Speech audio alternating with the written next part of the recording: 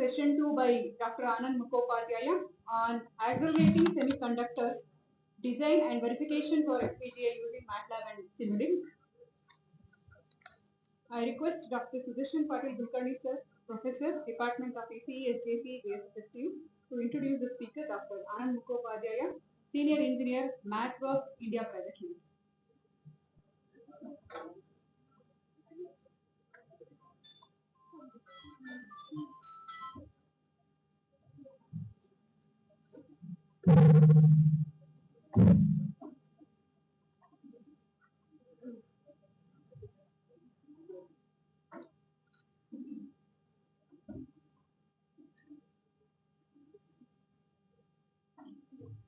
So, very good afternoon to this post-lunch session.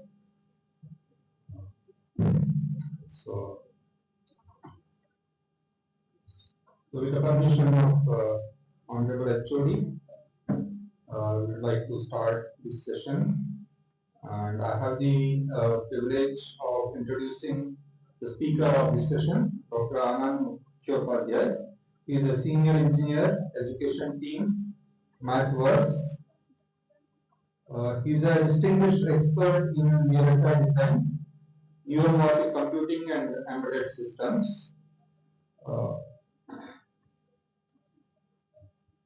Anand is a PhD in VLSI design, particularly focusing on neuromorphic computing from Indian Institute of Technology, Kharagpur. So his research focused on energy efficient architectures for neuromorphic computing, which I think today's keynote speaker was also discussed quite a bit. So, and he's also very knowledgeable on spiking neural networks, brain-machine interface, wireless sensor networks. He has published quite a few articles in prestigious journals, including ACM Journal on low-power spike sorting systems for neural implants. So prior to joining MathWorks, he has served as research scholar at IIT Kharagpur, working on low-power VLSI architectures. He has contributed extensively to the fields of analog spiking neural networks, artificial intelligence-driven hardware design. He has a strong academic background, having earned his master's in technology in VLSI design and embedded systems from NIT Roorkela, and he has BTech from West Bengal University of Technology, Kolkata. He is proficient in Simulink, HDL design and VLSI, and is fluent in Indian languages like Bengali, Hindi, English. He has earned certification courses in neural networks and machine learning. And so we are honored to have Anand Mukhopadhyaya for today's session. So as academicians and faculty members, we use MATLAB on daily basis, and we have skills in quite a few toolboxes. So today is an opportunity to learn another toolbox, accelerating semiconductor design verification for FPGA, okay, using MATLAB and Simulink. So I welcome Anand, Dr. Anand.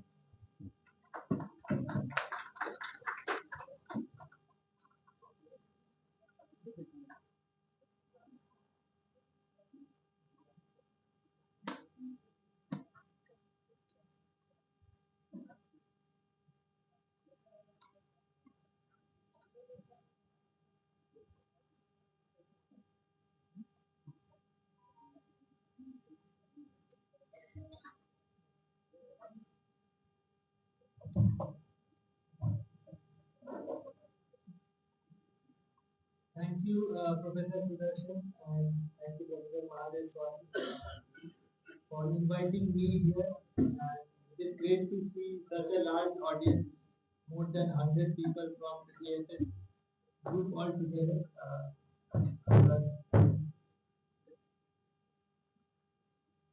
all together in the same platform. So, is my voice audible?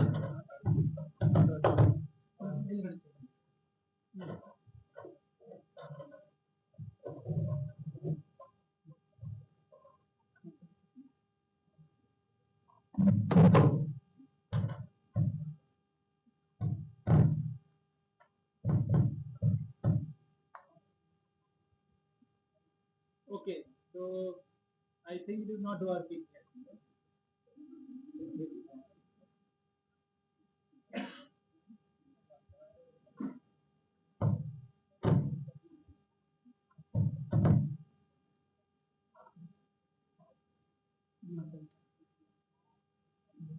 Check,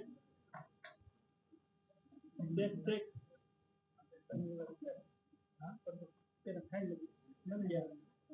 That will be better.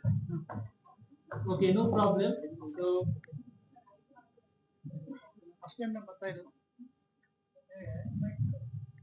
I can use the hand mic. Alright, so now it's better. So, so let me start all the organizers for doing I can attend the previous talk sometime which was on the packaging part, and before that Professor Navakant Bhatt, like Professor. So we have another mic that is test there.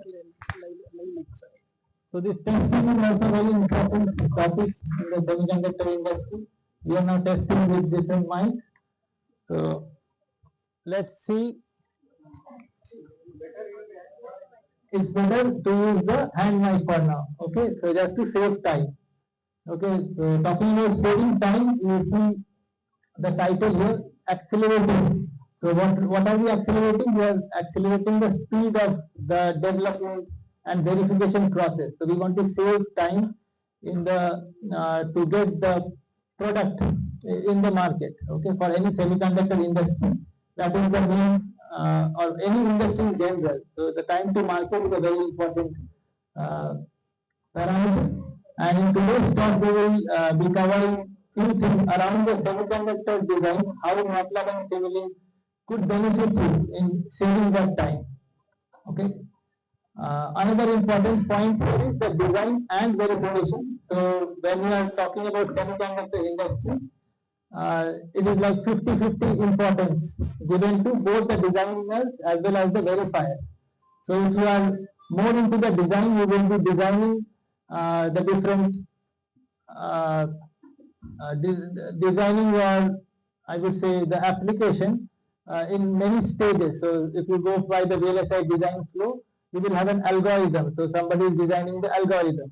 If you are more into the circuits, so either you will be designing the circuits on the transistor level, you will be an analog designer, or on the RTL level, you will be a digital designer. Okay. Before that also you are maybe designing the architecture. So from the algorithm, how you are making the architecture. So there are different phases of design where you are just focusing on making your application work. Okay, what kind of whatever input goes and whatever output you are expecting from a black box, that you have to design. The second part is verification. Once the design is done, you need to see whether the design will work properly in the target hardware. So again, in this topic, we only see FPGA, but during our talk, we will also discuss things about ASICs.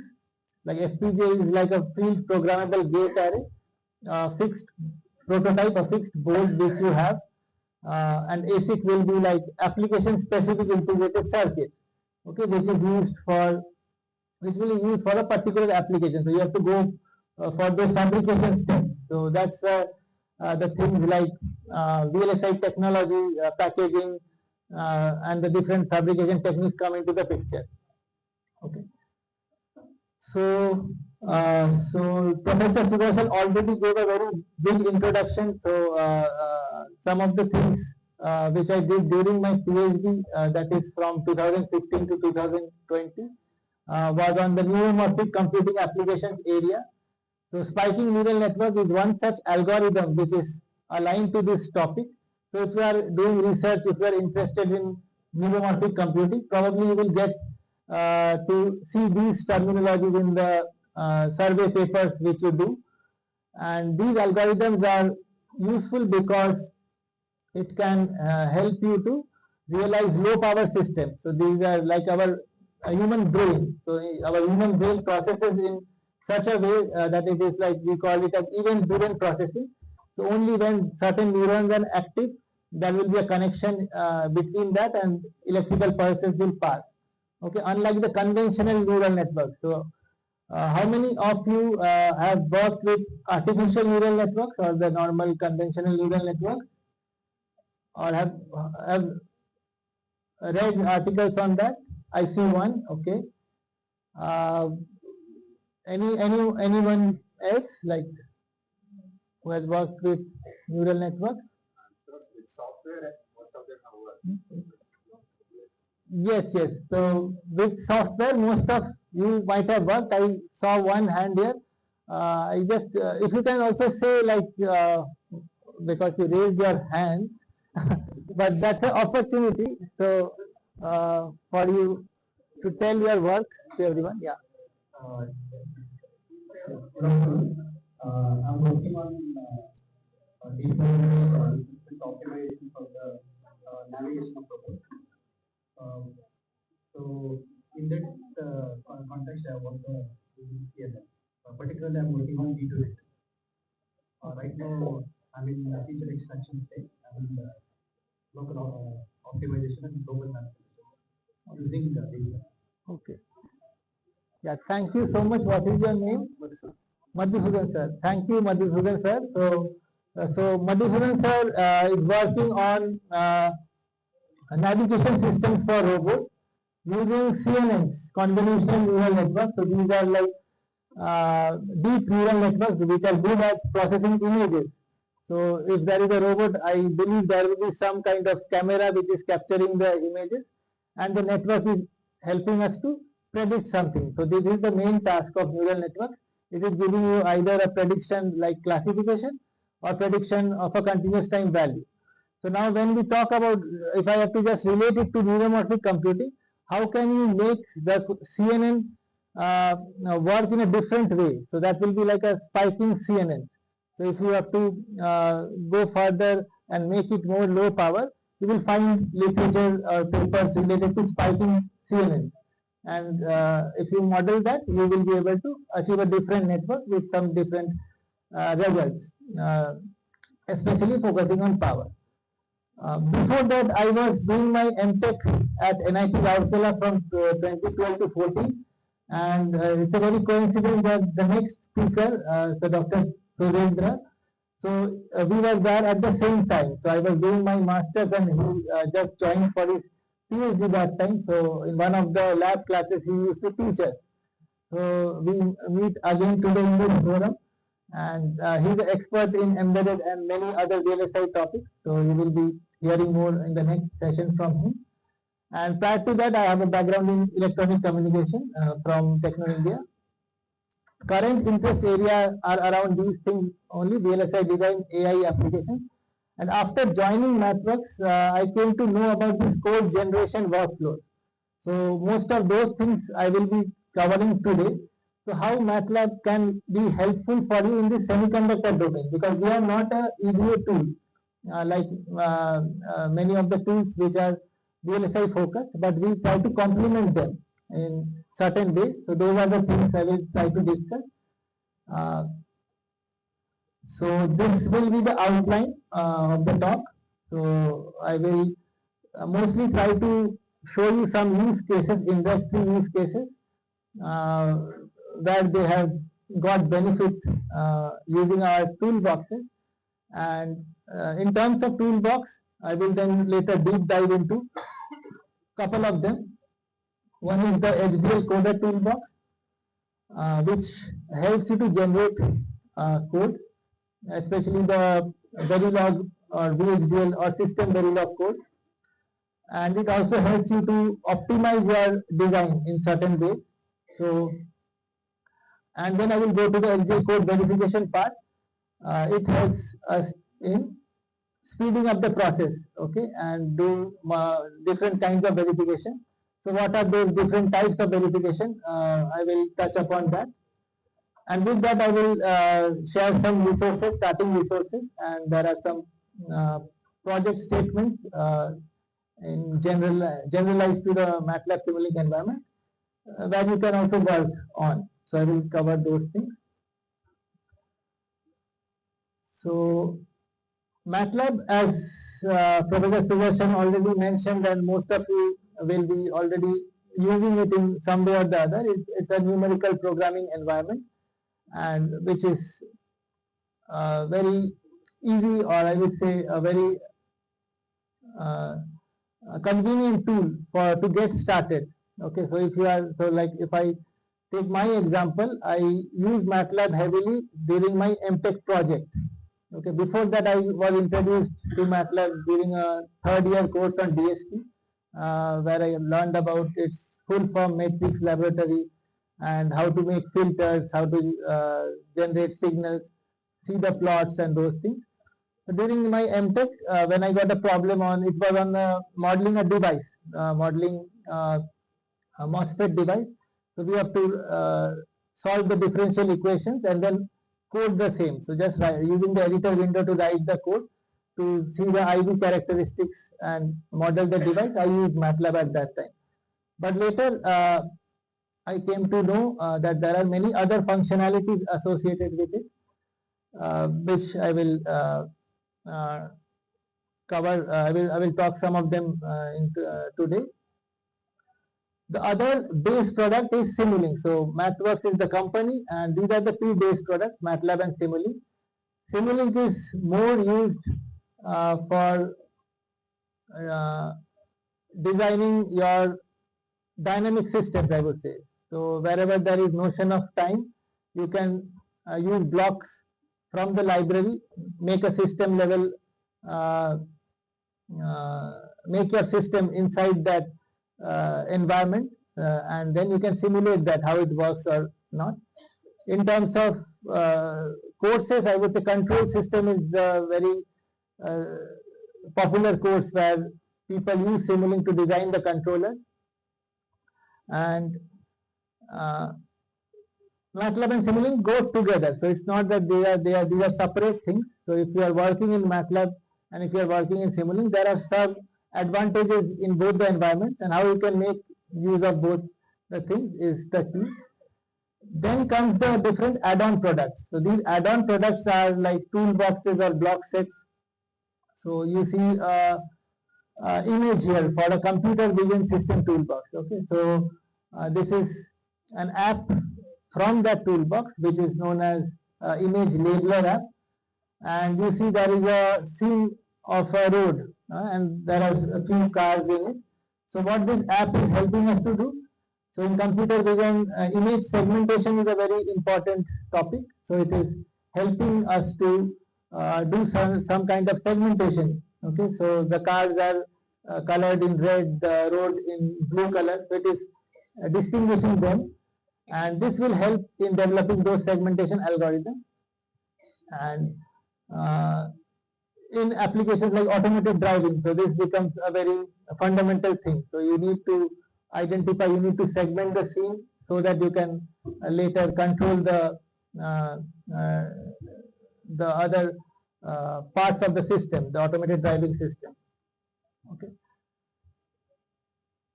Now coming to an overview of the different industries where MATLAB and Simulink are used.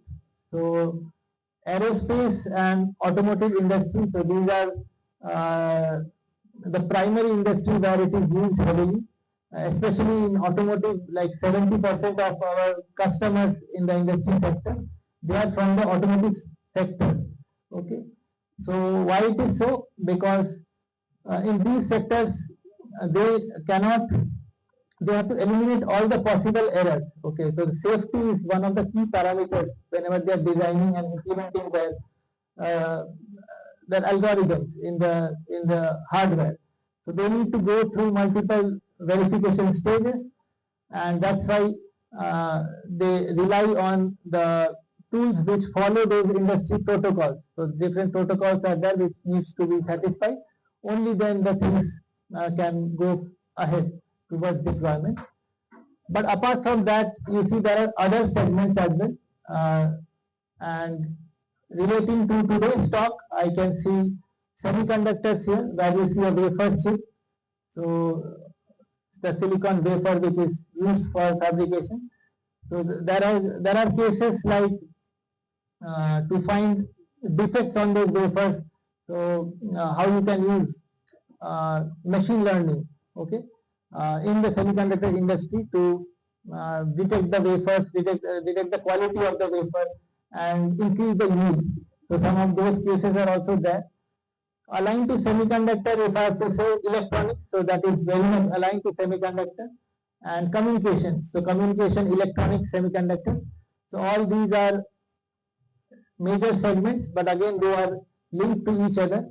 So if we have to develop uh, communication algorithm, there are different hardware like software defined radios, and all the mobile phones that we are using nowadays are getting upgraded and with so much processing capability that we would have never imagined 10 years back. So these are the three sectors which are important uh, to this current PDP.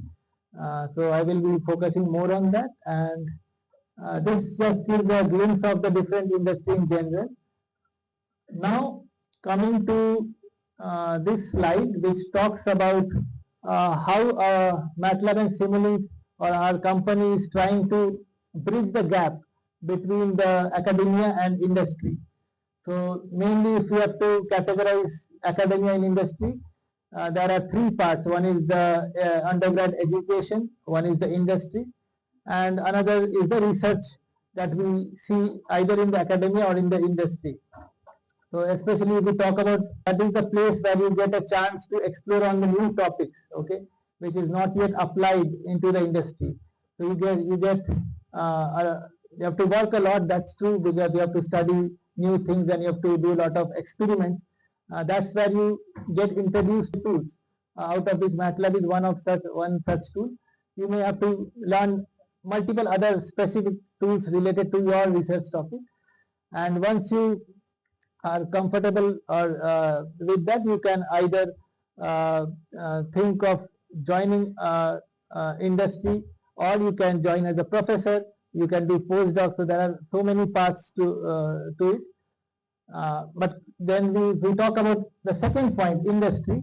So there may be some R&D section who are completely focusing on research, but on the other hand, because it's an industry, they will have to apply the research at some point, okay, towards development. So mostly the applied research are is considered towards the product development. So they have to deliver the product, and that is their main focus. And the undergrad education, so which is a large pool of resources. So the students who are joining every year, so they are open to all the things, like they can study more, they can go to a research university, do more research, or they can upskill themselves during their undergrad and join industry of their choice, and then upskill themselves on that domain. So both the paths are open, and our idea is to help each of the sectors so that everybody gets benefited, and the gap is reduced between the research and the applied research and the undergrads. Okay. Now talking about the semiconductor industry. In this slide, you see there are three topics. One is on the ADAS, so the assisted driving automated system. Another is on industrial automation, and another is on the communication sector. So we are moving from 5G to 6G technology. So for higher bandwidth, for faster communication, more data processing.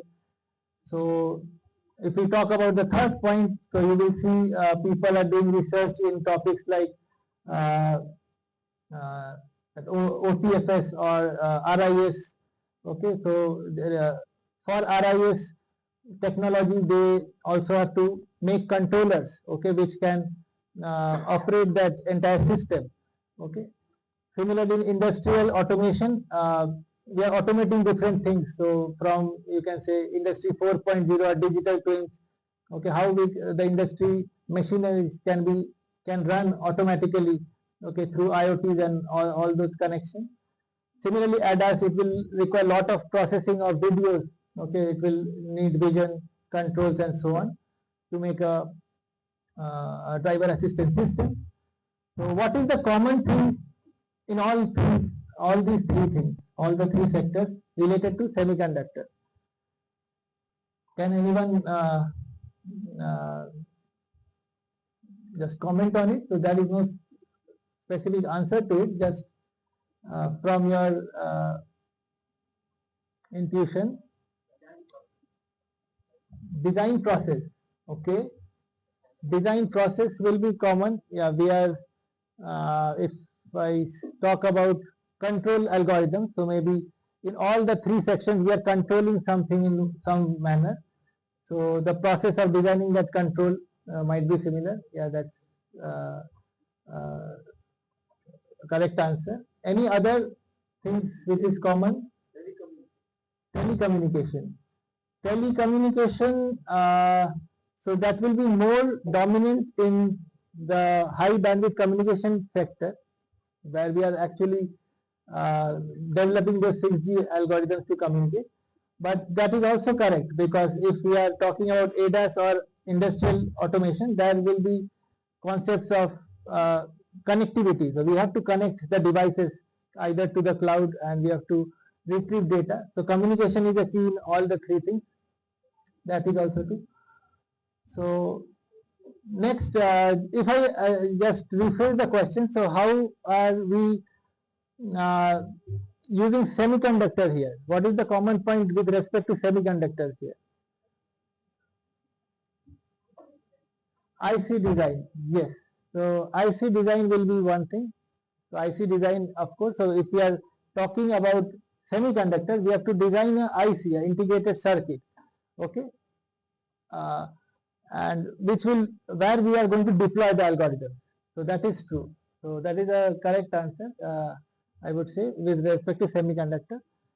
Now, just breaking that further, so that you can also relate to today's talk. When we talk about ICs, I talked about FPGAs and ASICs. So if I ASIC is application specific integrated circuits. Okay, so that IC will be specific to these three applications. So if we are talking about IC design, the IC design process, like you said, the process will be same, but for a different application, because the algorithms will be different for the different algorithm, and then we use it. And before ASICs, because that is a fairly, uh, it will take some time to fabricate that ASIC. We have to prototype it in some place. So that is the place where FPGA comes, field programmable gate array. So now if I just concentrate on the FPGA and ASIC segment of the semiconductor, then then the common thing that will come here is the speed. Okay, so why we are targeting the algorithm into a hardware? So one of the common factors is speed. So we want high speed of operation. So whatever algorithm can run in a computer can run better, the better performance when we talk about IC, or when we talk about a dedicated device which is running that algorithm. So now this is a very recent user story from a research group. So research engineers at, so it is from Germany, TH Rosenheim. They produced an ASIC for the motor control device. So they were making an algorithm which can, for motor control. And one of the comments from the engineers in that group is that uh, with limited SDL and ASIC expertise. So they have a limited expertise on those domains in that group. The ASIC workflow in SDL coder allowed us to quickly generate SDL and iterate through the ASIC tool chain. Okay, So they used some of the workflows with the SGL coder for ASIC test bench, which helped them to develop their algorithm and produce their ASICs in a fairly less amount of time. So what is that thing? So just giving you a snapshot of this. So this ASIC test bench called HDL verifier. So this is helping us to address certain things related to the ASIC development process. So which are like generating the test benches. So mainly we need to test different cases. So how you can generate different test benches, which are also known as these DPI components from MATLAB Simulink, and this is used in the UVM methodology, which is known as universal verification methodology. So these things can be generated, the test components and the verification models. So these are the primary two things. If you can uh, have those models, then you can use it in the native logic simulator, which are like there are multiple of those like Siemens, Questar, Cadence, Xilium, Exilium, Synopsys, VCS, AMD Vivado. Okay, so these are the HDS simulators. So you can generate the test bench, generate the verification model, and use it there. So that will be faster. So this is how they are able to. So in the previous story, they were able to save a lot of time by using the verifier coder workflow with the ASIC test bench. Okay. So now coming to this page where it gives you an overview of how MATLAB and Simulink can be used in semiconductor. So there are many things. So we are hearing about few things like ASICs, FPGAs till now. But overall, if you see here, we focus on the architectural exploration. So how you can explore your architecture. Okay, how you can uh, so when we talk about architecture exploration, how you can combine the different uh, domains in the architecture. So your architecture might have different units, like it will have some analog processing units, some digital processing units, some controllers. Now you can club all of them together. Second one is on design analysis and optimization. So how you can analyze your design and optimize it for your mixed signal processes. Then comes the EDA workflow integration. So EDA are the different tools which helps us to do the synthesis process. So how we can integrate with the other tools for the code generation, verification, and prototyping. And then comes early verification. So early verification means how you can reduce the errors.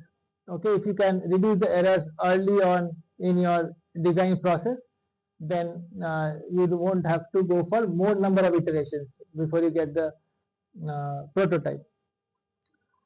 So we will today we will mainly focus on the third part, although we will briefly go over all the 4 points. What are the things covered in these 4 parameters or the 4 uh, topics. So after that we will focus on the EDA workflow integration process. Okay. So when we talk about the first point on architectural exploration, so this helps us to uh, analyze the high level system architecture. So the high level system can be made in environment, a single environment, and you can model all of these together. Okay, so it will have like analog circuits or some digital controllers with some more control algorithms in the form of finite state machines and some processing units like digital processing units. And this will also help us to do the early verification, and we can reuse these models. So once the models are created, it can be stored in the library. We can reuse it again, make it maybe you use the same model for a different system. And particularly because we are talking about different systems, so there are toolboxes like mixed signal block set or SerDes toolboxes, okay, which helps us to cover this area. So there are some customer stories related to this who have benefited from uh, this process. One of which is the GN Hearing Company.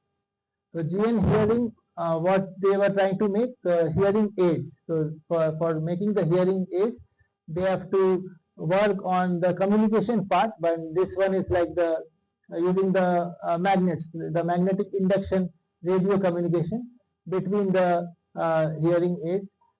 In the hearing aid, they have the transmitter, receiver, and the magnetic field around it. So they made that using Simulink and the mixed signal block set using the different components, and they simulated that with the different background effects, the different impairments like the noise, the clock jitter, and so on. And then they related it to the ASIC workflow. There is another story with company known as Infineon. So they were mainly focusing on designing their service, the serializer, deserializer. So one of the standard algorithm there is this known as IBIS AMI, okay, which models the algorithm. So they were able to use the SerDes toolbox, okay, and in a very so from the code you see the process of creating and configuring that IBIS AMI models with SerDes toolbox is straightforward and fast to learn. So with the help of the SerDes toolbox, they were very uh, fast enough. In fact, they could do it in two weeks. In 2 weeks of time, they were able to make their SerDes design possible. Then going to the second topic, so which is on the design analysis and optimization. So how you can optimize the mixed signal IC design. So if you have working on environment like cadence, you will have to make your transistor level diagrams like you can see there, and it will have a lot of data processing involved there. So you can import your results, the large simulation results from the Cadence Virtuoso example, and you can analyze those data. So you can analyze the trends, you can generate reports, and you can optimize. From the data, you can figure out how you can change the design. So especially W/L ratio, the width of the transistor is one of the important parameters. Plus, you have to take in consideration of the parasitic capacitance. So those things could be predicted well once you do those analysis. And this falls under the design analysis and optimization, where again SerDes is one of the key area which falls under this mixed signal process, which primarily helps us in two things. One is to design the wired communication links, okay, using the statistical analysis. So how you can design the wired communication links in a proper way, and explore the performance, explore the equalizer configurations to enhance the channel performance. How you can enhance the channel performance by doing this analysis, okay. So this is another example where you see a different company, Qualitas. So they are also they benefited from the SerDes toolbox to develop the same IBIS AMI model with less number of time. And there are on the right you can see some of the results related to that. So how they were able to do that. Then coming to the third part, so which is the part we will discuss more today. So on the EDA workflow integration. Okay, so when we talk about EDA workflow integration, so MATLAB can help you in certain ways. So the first point is on the generation of portable synthesizable code. So it means the code that is generated, you have full access to that. You can use that code and into the logic simulator, and those codes will be synthesizable. Synthesizable Verilog or system Verilog or VHDL code. So that is possible. you can conduct the RTL analysis, optimization, and the PPA analysis. PPA is like power performance area analysis. Okay, so which will help you to make the design better. You can optimize the code for speed and area. You can see the critical paths. You can estimate the resources. So the second and the third points are mainly focusing on different optimization techniques. And then you can automate the prototyping on boards, like, so currently 3 companies are supported. So mainly these are the major players who manufacture the FPGA boards, AMD Xilinx or Intel or Microchip. So all the 3 vendors, you can prototype that, and you can use the workflow advisor to, so that is the SDL workflow advisor, to do certain IP code generation or certain functional verification out of it. So next, coming to this story, so this is from Renesas. So this is about, again, they had to develop a core image processing algorithm for automotive displays, and they use the model-based design uh, uh, to make their algorithms. They converted it to fixed point, and then they did the verification and finally generated the synthesizable code. So the key result here is like they were able to optimize the design multiple times. So once they made the first prototype, they were able to make multiple alternatives which are doing the same thing but with maybe a different speed and area indicator. And finally, with that, they were able to go with the ASIC fabrication process. Okay. The fourth point, this is also an important point on early verification. So early verification means when you have a golden reference with you, so that is the standard algorithm which you want to prototype, or which the algorithm that you want to translate to a product. You can start with the reference design, and you have to develop the RTL, okay, for the design under test. So suppose on the right there is a figure. So there are different components. The design under test will be the part for which you have to write the need the HDL code. Anything outside that can help you in testing that. Okay. So testing is the verification process, and the RTL DAT will be the design process. So first you have to develop the RTL for the design under test that will go to the hardware, and then you have to incorporate that RTL DAT into the test bench. Okay, you have to apply different test cases, run them and see whether it is able to give you the same performance for the different possible test cases. You have to check those models. And how do you do these verifications? So you can do co-simulation. So you have to co-simulate the design under test with the reference simulator.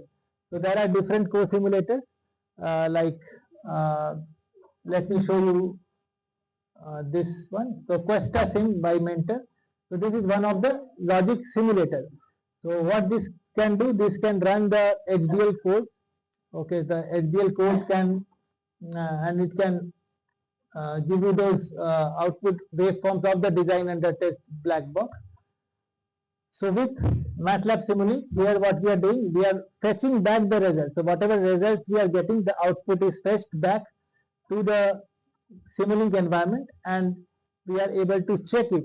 So the window here, the compare y underscore out. So this is checking the output of the black box, okay, for the algorithm versus the one that we are getting from the logic simulator, and we are seeing whether the error is 0 or not. Okay. So this is known as behavioral verification or co-simulation, which we can do with the logic simulator. Then coming to another user story on the DSP side. So this is from Rambus company. So here the main highlight is that they had into both. They have both the design and the verification teams working together.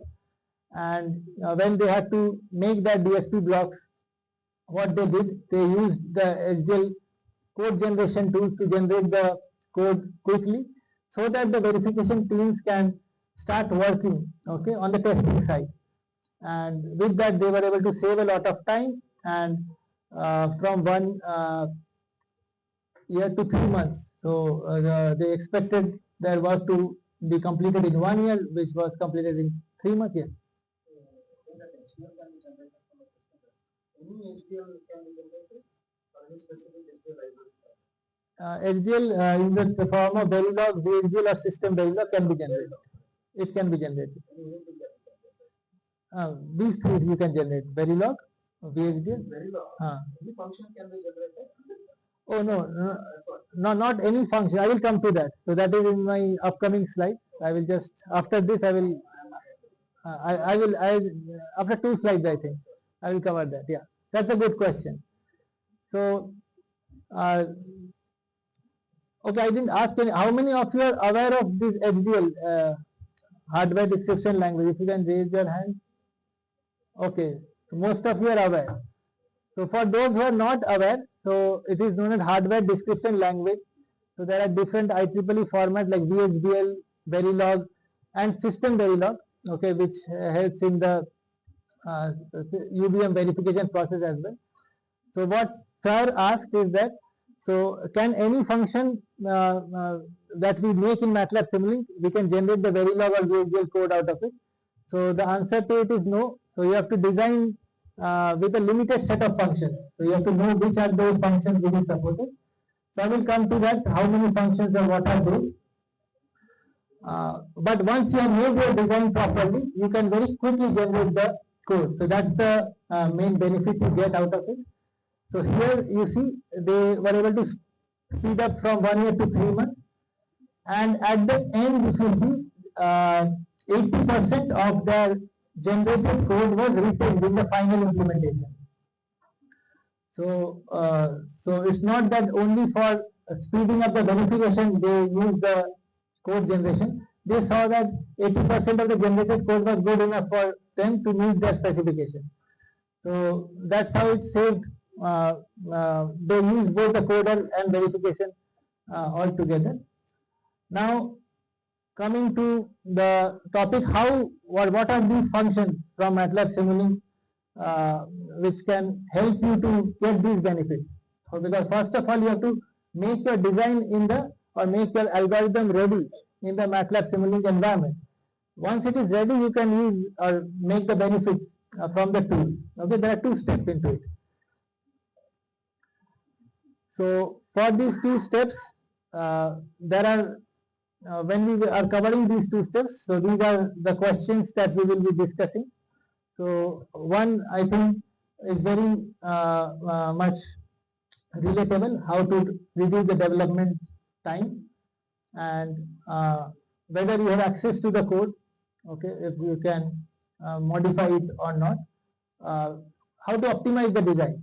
So once the code is generated, can I make it better and regenerate the code? So that is the third question. Then comes the question on verification, how to verify quickly on the hardware.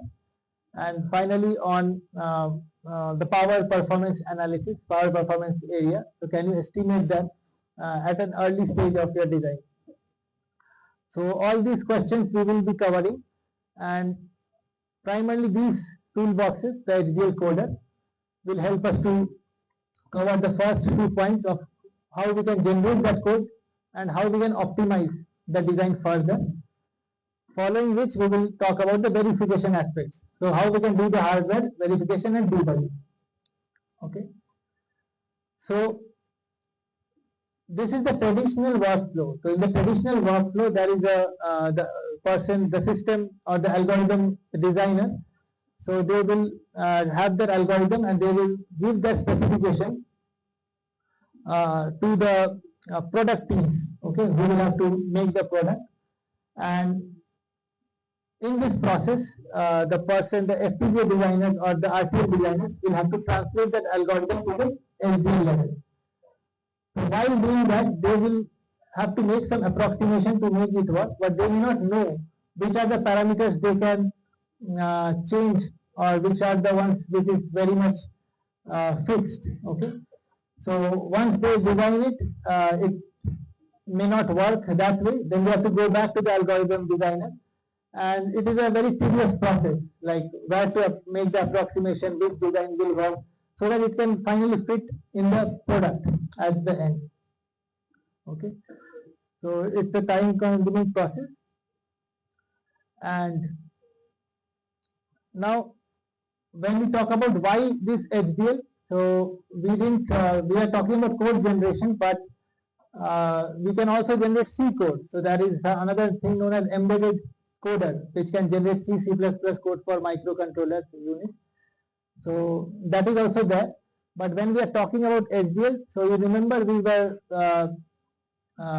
in that slide where we were talking about speed is one of the most important parameters. So if you see here, so if you see this slide, so if we are comparing C code with HDL code,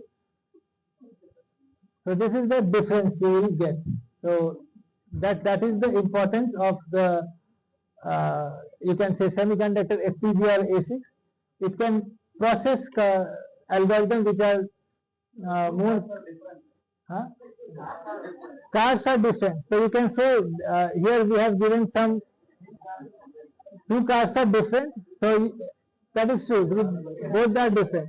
So in one car, maybe we are having better semiconductor hardware which has the HDL code running, and in the other we have some microcontroller processor, okay, which is not able to run it and it is getting burned. Okay, so this is just a funny slide just to remember that why the semiconductor. You were asked how you are validated. Validate with the equal proportion. Yes, yes, yes. So now coming back to the traditional workflow. So when we talk about the design process, so there are 4 stages: specification, designing the algorithm, implementing it into hardware, testing. Okay, so in these 4 stages, most of the errors are introduced in the specification stage.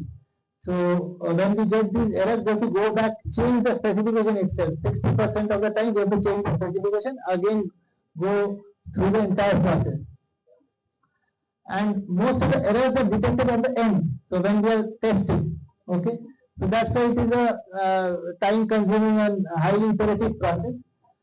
And how to reduce the time, how to change this process, that is where we call something known as model-based design, okay, which helps us to achieve the shift left, what we say.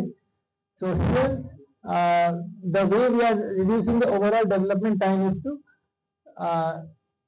detect the errors at the earlier stages. Okay, so in this case, it gives a rough comparison between the HDL coder and manual coder and verification process. So you see the blue shaded region is the place where you are generating the code. Okay, before that, there is a green shaded region where you are making a design. So if you can reduce the time, okay, after the green stage in terms of generating code, in terms of verifying your design and the overall iteration, okay, then you have lot of time to make your design better. Okay, so that is what we infer from this slide.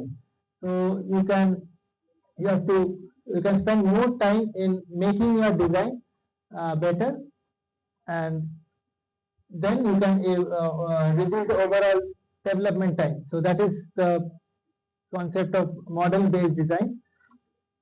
And coming to this slide, which explains the model-based design concept further. So we are having the algorithm or the system designer at the top. We are having the product development team who are focusing on the product, and in between there is a common interface. Okay, this Simulink is the common interface, which is the collaborative environment. So both the algorithm designer and the product engineer, so irrespective of the teams, can understand the system level diagram of what they want to achieve. So in Simulink, they are making that same system level implementation from the input to output, and there they can make the changes. So this is the one of the advantages which bridges the gap in terms of the communication between the algorithm designer and the product designer. And once this is done, this environment helps us to do those code generation and verification also. Okay, so those things are the things. Those things are the I will be discussing next. So how you can do that, and so I've purposefully kept many user stories here so that you just get an idea how different companies in different application areas are using these things. Okay, so uh, unless it is used actually practically in different places, it might not be very motivating thing, but it has benefited different sectors. So for instance, in Capgemini, they are working on communication development of open radio access network, and they use the model-based design to integrate the system using the same approach. And here another highlight is they started with a working example. So it is not that whatever design you see is something they are making from scratch.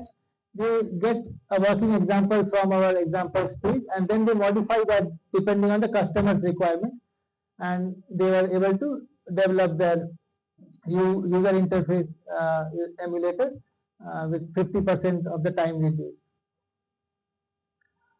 Now we saw that car video earlier, so but it is not that C code is bad or SGL code is good. So there may be applications where we do not need high speed requirement, okay, but we need a target processor which understands C code. So for that we have embedded coder workflows which helps us to generate C++ code for processors, ARM processor and other things.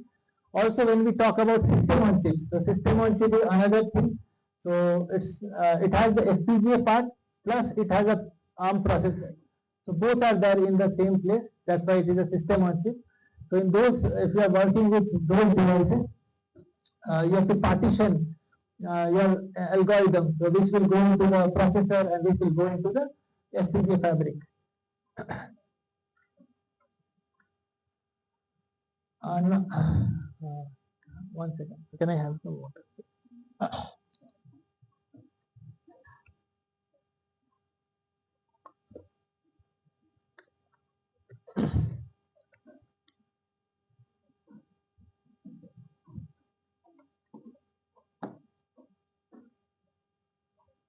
Okay, I was just checking the time. So now in this slide, so the question that you asked, so it is shown in a better way. So you have to consider a subset of these five things when you are designing an algorithm. So you have to write MATLAB. You can use MATLAB functions, but you have to use a select set of that. Simulink models, state flow charts, some of the SimScape, which are the physical models from the Simulink library, and some deep learning networks as well. So like you mentioned some in the beginning about CNNs. So if you want to deploy such networks, that is also possible through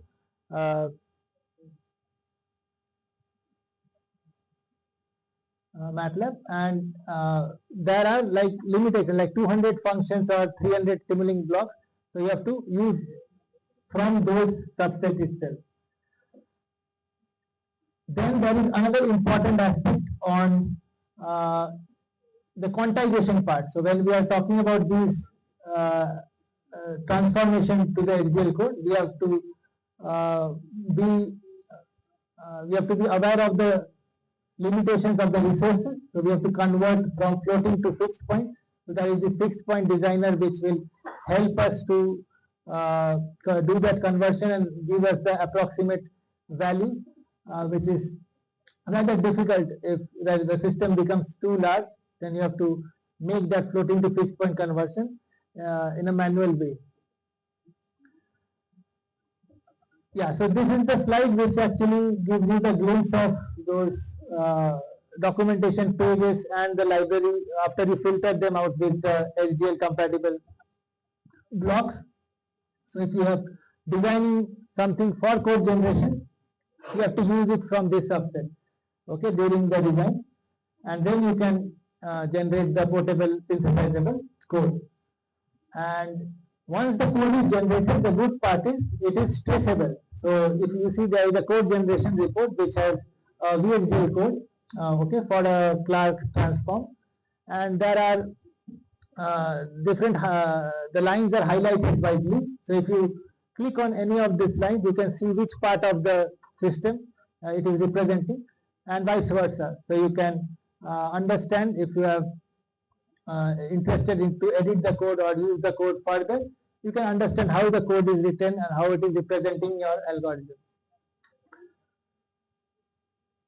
So after code generation, we come to the next topic of optimization. So once the code is generated, so we need to optimize the design. And when we talk about optimization, so there are speed, area, and power. These are the main VLSI metrics. Especially in the speed and area part, so there are a lot of automated workflows which can give us better design. And this slide is just giving us an idea. So when we go from iteration 1 to iteration 5, maybe the fourth and fifth iteration are the one which is giving us the acceptable solutions in respect to speed and area. So it is inevitable stage. So we have to iterate and we have to meet the specifications to get the acceptable solution. And for that, when we talk about speed optimization, the one of the important aspect is on pipelining and another is on parallelism. So in this slide we see the thing about pipelining. So what is pipelining? Pipelining is helping us to get higher speed. Okay, so for pipelining we have to put registers. Okay, registers are like memory element. It can store the ones and zeros bits between the combinational logic. The clouds are the combinational logic, and if we put the registers and reduce the critical path delay, automatically we can increase the maximum frequency of operation. So in terms of speed optimization, we have these pipelining techniques, and for the area optimization we can do resource sharing, and in terms of the input output pins, we can do frame to sample conversion.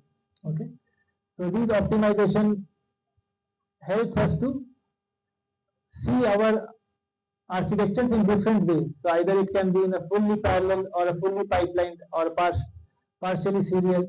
So we can have different types of architecture just by applying these techniques. And then we can choose to decide whichever is convenient or whichever is in the acceptable zone. So these are a very fast glimpse of optimization. Code generation done, optimization done. Now you have to also verify the design. Okay, whether the design is giving you the correct result. So in this slide, you will see the overall capability of SGL verifier. So the first one is SGL core simulation. So in SGL core simulation, anybody remembers out of these four software names, we saw a behavioral simulation before in one of the slides. Which was that software? QuestaSim, yeah. So Siemens QuestaSim was the software. So these are the logic simulators, so with which we can do the behavioral check. Similarly, if we want to do a FPGA in the loop verification, we can use boards from AMD Intel microchip to do the functional verification. Secondly, there are capabilities on FPGA data capture, and which helps the design, prototyping and testing stages. And then when we were talking about that ASIC test bench, so mainly we were talking about generation of DPIC components. So these system there of DPIC components. So these are useful for the UVM verification process. Okay, so mainly the test benches and the design models are generated, which can be used in the different system Verilog simulators to speed up the process. Okay. Now, just looking into some of them closely. So when we talk about SDL co-simulation, so this is how on the top you can see the algorithm developed in the simulating environment, and there is a co-simulator like cost testing where we are running the HDL code out of it and then we are comparing it. So typically when we are talking about less complex algorithm. So it's a quick way to test it before we actually go use the hardware for testing. Okay. Then we come to the FPGA in the loop verification. So it will give us a better, so that there are more complex algorithms. So we want to deploy it into the board and then do the comparison. So that will be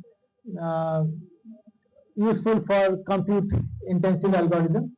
So then we talk about FPGA in the loop and the system Verilog DPI component. So that is for UVM verification process. So it can help us to generate these stimulus and the scoreboard, the C code for that, which can be used in those simulators separately. Okay. And we can also generate the entire test bench as a system Verilog DPI. So if the design and the test is giving us the Verilog code, so anything outside that will help us to generate the entire test bench, and we can make use of both those things to simulate and do the verification process.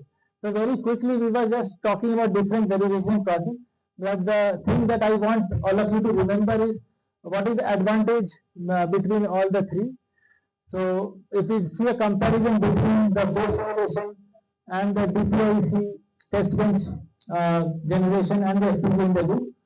So the core simulation takes a lot of time to simulate compared to the FPGA in the loop. Okay, but to generate the FPGA in the loop model, it takes more amount of time. Okay, similarly, the test bench expert DPI generation time is very less, and simulation time is between the two of it. So depending on the stage of your design, you have to decide which kind of verification is required. Okay, so SDL co-simulation will be required for smaller design.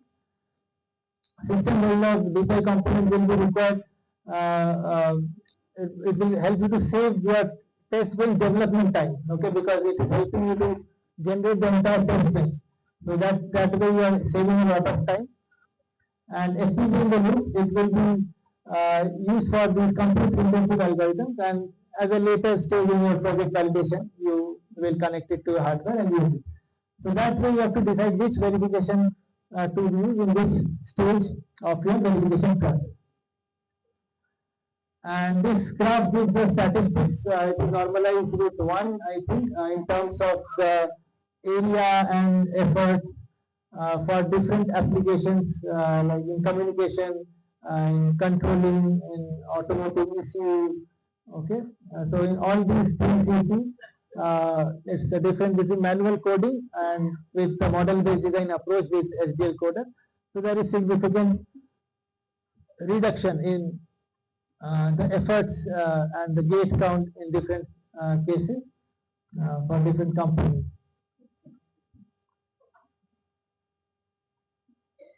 Next, let me show you a small clip here, and I will ask you what is happening here. Please, it's like a, I think, 1 minute clip.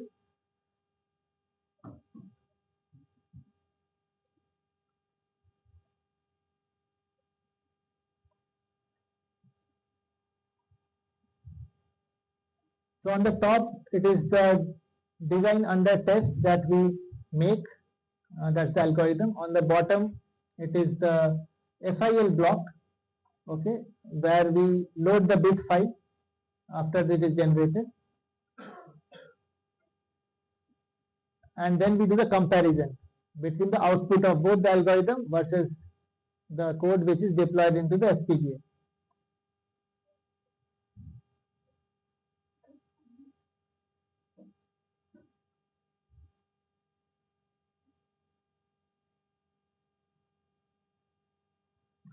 So this this gives us the output of basically this is output of low pass filter. So FIL did a test and the error is close to 0. This is how we are able to do the functional verification out of it. So there is a question, small question here in FPGA design. What does the term hardware in the loop or hill testing refer to? So there are 4 options. So which one is the correct one? Anyone? If you can try. This is one question I think you will find in the workbook as well. So even if you are wrong, at least you will get the correct answer. See, I hear C. What is C? Testing algorithms on actual hardware in real time. So yeah, thank you. That's the correct answer. So what we saw before, yeah, all of you can clap. Yes. So what is your name? Hitesh Kumar Jaswal. Thank you, Hitesh Kumar Jaswal ji. That's the correct answer. And what we saw before, FPGA in the loop, that is also something doing the same thing. We are testing the algorithm in real time in the actual hardware. So now where it is used in high scale. So for that I am showing you another user story. So it is from a ship company. Okay, so they make their controllers and they have to do a lot of hill testing before they can finally deploy their algorithms into the hardware, because a lot of cost is involved if it doesn't work properly. So they used these two Simulink real-time Simscape electrical and SGL coder to model the power electronic design and then perform the real-time HL simulations. Okay, so this is one thing, a very important aspect in the verification part. So I think I'm over time. I'm over time. 5 minutes. I'm 5 minutes. So I'm in the summary slide. So what we did today. So very quickly we try to cover the deployment, verification, the debugging, and how you can optimize your design and reduce the development time, focusing on the SGL coder, SGL verifier, and optimization aspects with a lot of user examples. So where they have used in their own application. So now, if you are working on any projects and you have these examples with you, you can try to see where you can apply this in your project. Okay, it may be a very small project to start with, but once you are comfortable in some way, it will definitely help you in saving time and achieve certain things. So for that, there are how to get started. There are different resources. So you can start looking at the solutions page. There are different toolboxes pertaining to different applications like vision, deep learning, wireless, DSP, SoC blocks, and there is a self-guided tutorial. So there is a tutorial in file exchange which goes in a step-by-step fashion for a pulse detector algorithm, how you can translate a MATLAB code to a Simulink model towards code generation and verification. And there are some video series as well. Okay, MATLAB to FPGA in 5 steps, which will have the things covered. So these resources are there. But apart from that, because most of or all of you are, I guess, faculty members, or we have people from industry also. All of you are faculty members. So these are some courses. So we are in the education team. So we try to make modular scripts for or modular materials for different courses, like starting from the first year course like intro to programming to any other course you see here. So if I have to bring couple of courses like digital circuits, so how you can add some of these things in the courses, like by simulating the basic gates, combinational, sequential, and maybe show them the next process of SGL code generation verification. Similarly for DSP architecture, so how you can maybe do linear regression, FFT, or filter design and go towards FPGA implementation. So feel free to, so there is a link to it, so you can just access the files if you go to the link, or you can just drop me a email and I will be happy to share and discuss more. So So this is mainly for uh, introducing it in the UG curriculum. So because students who are learning, they will get a more exposure and they may be benefited at some point when they are doing projects. There is a separate page on challenge projects. So if you go there, you can roll out these problems to the final year students. So if they complete, they get recognition from the MathWorks research team. So it's in different technology areas, so not pertaining to today's topic, but from AI to wireless communication to computer vision. There are many topics here, and we keep on adding problem statements here. So you can see some of the problem statements like machine learning for motor control or deep learning for UAV infrastructure inspection. And one of the students who completed this, so he is Lipin Kumar Nayak. So he actually completed two projects. So one is on the machine learning for motor control and another is on portable charging system for electric vehicles. And he got that LinkedIn recommendation certificates from the research team. So it's an open-ended page. So if you're interested, you can let me know. I can help you guide how you can participate, how your students can participate with you as a mentor. And these are final learning resources. And so we also have a training team. So they have different, they focus on different instructor-led training, focus on different topics. So if you are interested in, so this is one of the training which is related to what I talked today on SGL code generation from Simula. So you can have a look at that. And yeah, I will now conclude. Thank you.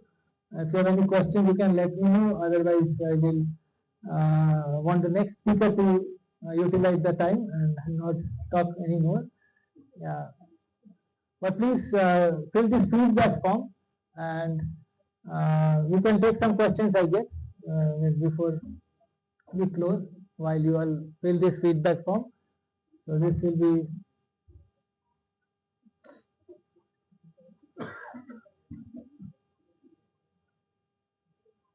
Any target FPGA boards that MathWorks recommends compatibility? I would say AMD Xilinx to that's the first option, and then we have Intel and Microchip also. So out of these three vendors, there are different specific boards. So we have the entire list. So mainly there are a lot of boards under the AMD Xilinx which is supported, followed by Intel and Microchip. So all the three links I can, if whatever board you have within these companies, you can let me know. I can share you that link, which will give the entire board specification, like which board is supported. So you need to install the support package for that. So it's if you have a target board, you are working with that hardware. The only thing is that you have to install the support package. It will contain the board definition file. So once that is installed, then you can easily connect it and use the workflows what is covered.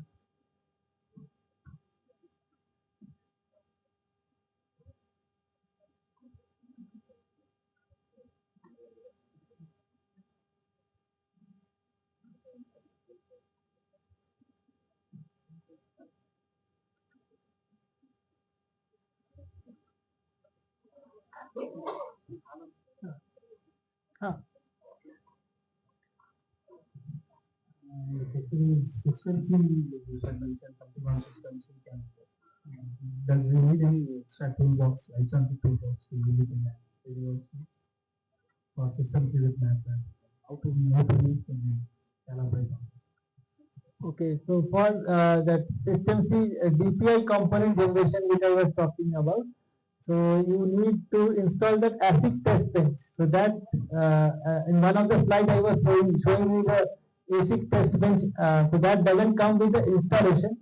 So with the installation you get SGL coder, SGL verifier and other toolboxes. But if you have to make use of generating the DPIC component, which is the system C for the union testing, you just need to install that add-on. So that add-on is available in the web page. So it is, I will share that with you, ASIC verification. Then you can make use of that feature to generate system payload component. Yes. No extra. Money, if for ASIC test bench, it is like an add-on, but before that, I think the licenses will be required. Licenses is, you know, the campus license. Campus license includes. So Campus license includes something. campus, it includes all the toolboxes. All the tools. Thank you. Campus license includes all the toolboxes, and yeah. Thank you.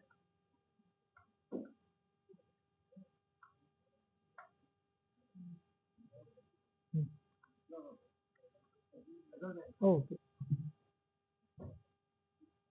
Any other question?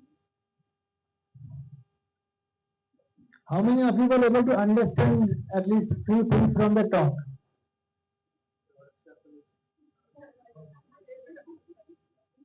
Okay.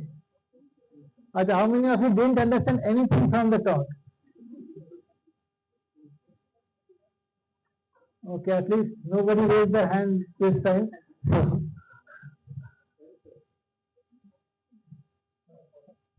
Ah.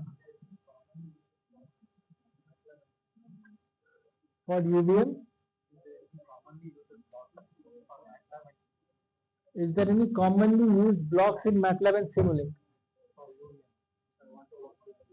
So, if you want to work with UVM, so mainly your work has to be done in the UVM simulator. With MATLAB Simulink, the advantage you are getting is you are able to generate the test bench for the UVM, and you are able to generate the design model. So whatever model you are making using the SGL compatible block in the Simulink environment, you can generate the DPIC code for that.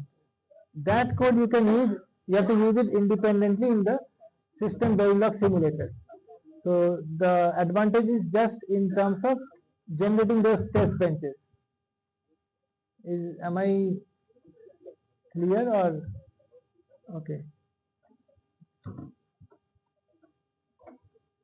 No.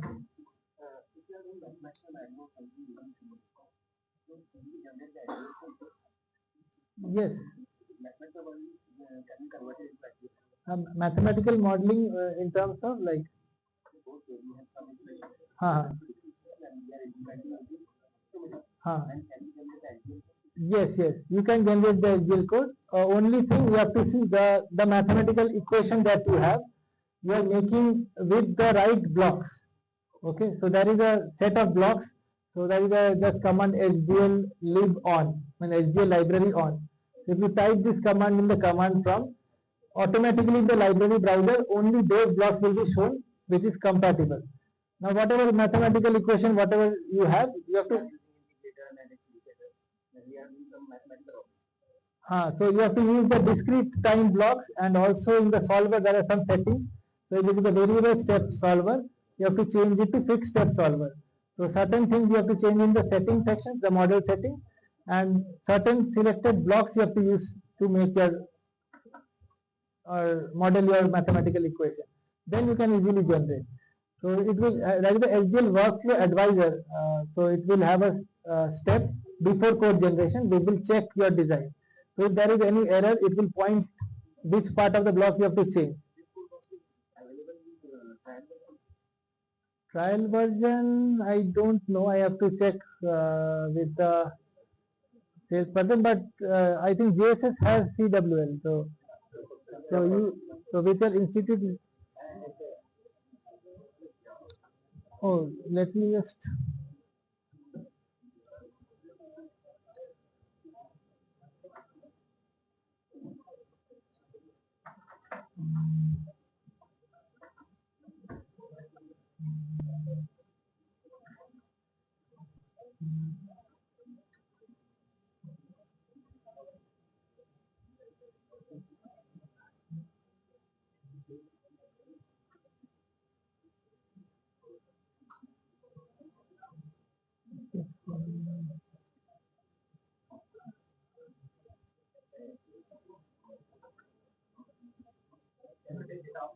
I will take it online, offline. Yeah, I will take it offline. So you have the licenses. There is a web portal from where you can get those information and download it.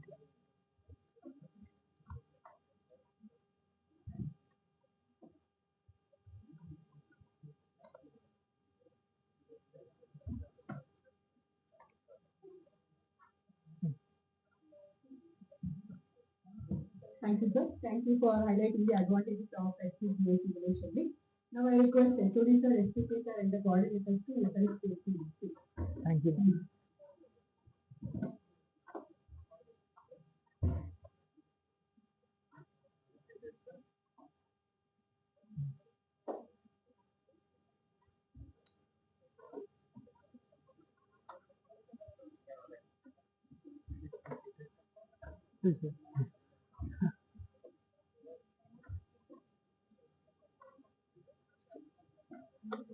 After six.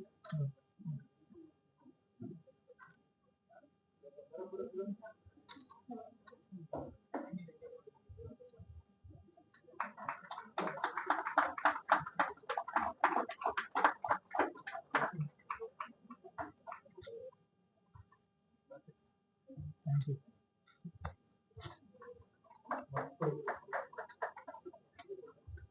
One good sir. Without stand. Thank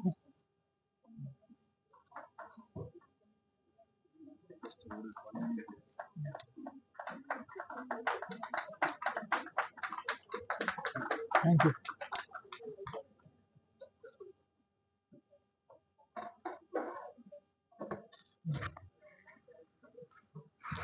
Thank you. Thank you. Thank you, sir. Thank you, sir. Now we have a tea break for 10 minutes and we'll join back at 4 o'clock for next.